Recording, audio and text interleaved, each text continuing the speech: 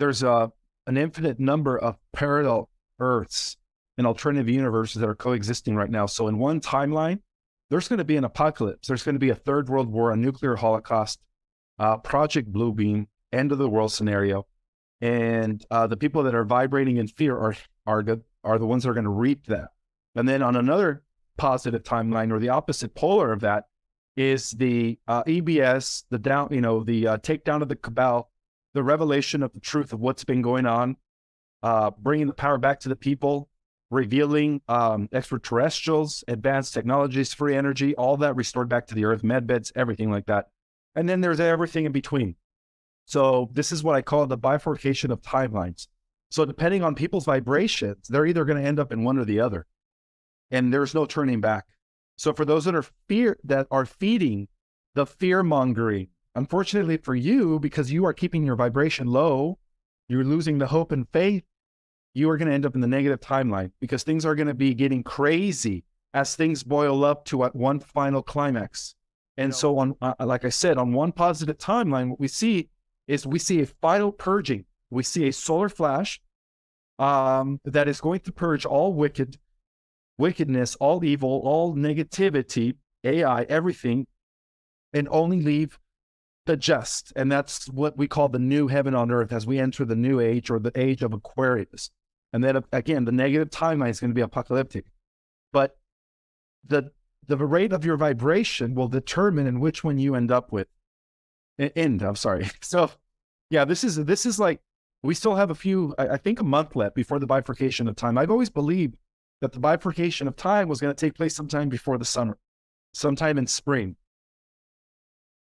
The best way to help those people that are kind of in limbo, in between, fluctuating, like you said, my friend, is to remind them that their rate of vibration, their state of their emotional state of being, and where they choose to focus their attention will ultimately determine in which earth they end up in.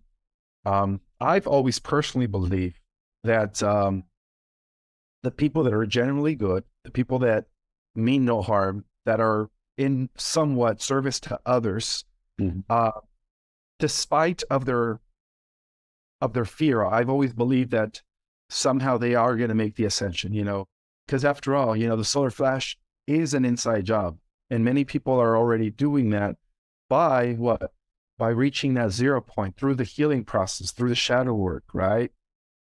0 point, no more polarity. Because enough people are doing that, they are collapsing the duality within themselves and reaching 0 point where there is no duality, there is no good or bad. They're making it manifest for everyone else, and then that's what's going to trigger the external flash. So we have to do the inner work in order for us to trigger the outer. Yeah. Absolutely. Yeah. So there is no external savior, guys. We all have, we are the saviors.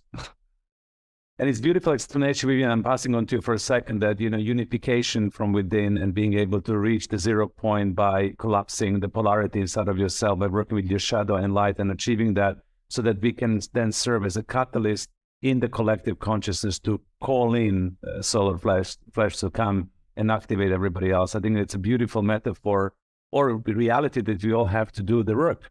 Tyranny. It's the ultimate tyranny. And people are asleep. The majority, I'd say about 80% of the population, unfortunately. That's the best thing to do is spend at least 20 to 30 minutes a day in nature, whether it's a mountain, a river, a sea, an ocean, the beach, wherever there is Mother Earth, wherever there are the elements, make sure that you connect daily with the elements, because that is also part of activating the dormant DNA, connecting with Mother Earth.